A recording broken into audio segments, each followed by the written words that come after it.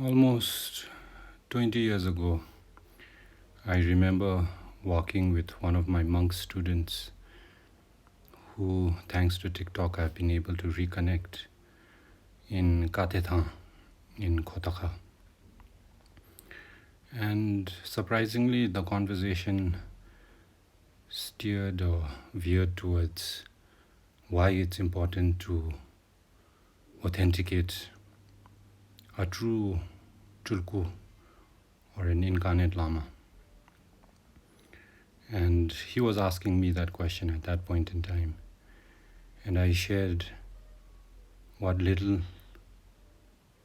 I knew or what little experience I had on that subject with him.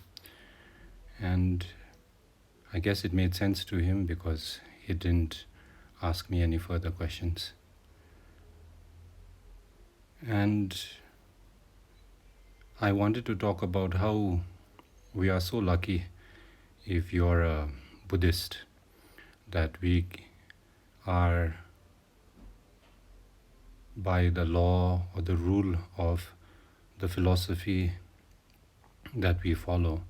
We are asked, in fact, we are implored to authenticate who you are going to make your Tsawi Lama, your root teacher. And similarly, while that is allowed in Buddhism, I thought the call of the hour, or as we find ourselves in the age of AI and social network and social media and online streaming, I think it is equally important that we authenticate and verify who we listen to on podcasts. Hi, my name is Karma, and today is another Wednesday, so which means it's #mytake. And today I thought I'd talk about P for podcast.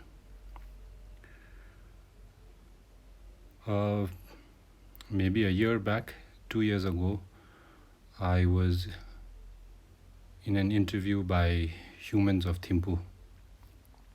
And after the interview was complete, I had expressed my interest in wanting to pursue and start a podcast. And one of the person who was interviewing me shared that they had tried to do that with Humans of Thimphu, but to no avail because they didn't find many listeners or takers. I think in the past year or 2 years since that interview, things have drastically changed.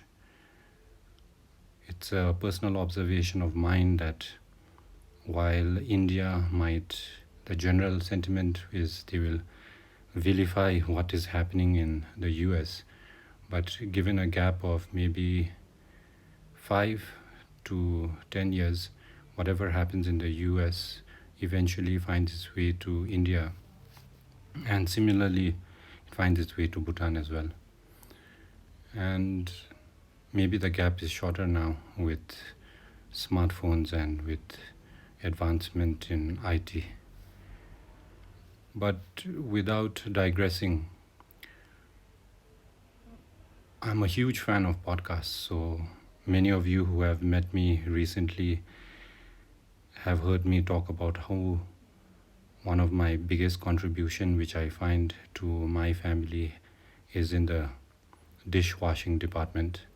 I've even made a claim that I would challenge anyone on a dishwashing contest. And the way I do it is I get a podcast playing, and while I'm doing the dishes, I listen to the podcast. And I imagine myself to be more informed and more educated and more literate thanks to the many amazing personalities that I listen to.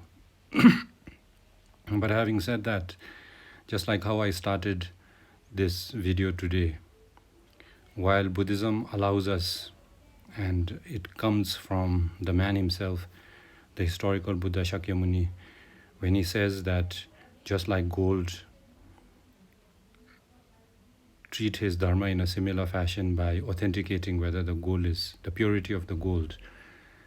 I think that over the years has translated as we now have, with Vajrayana tradition, it's guru and shiksha, a guru and disciple relationship that we have. And one of the Bible that I consider the words of my perfect teacher, there is a whole chapter dedicated to how we can authenticate and how we need to test and see who you want to make your root guru.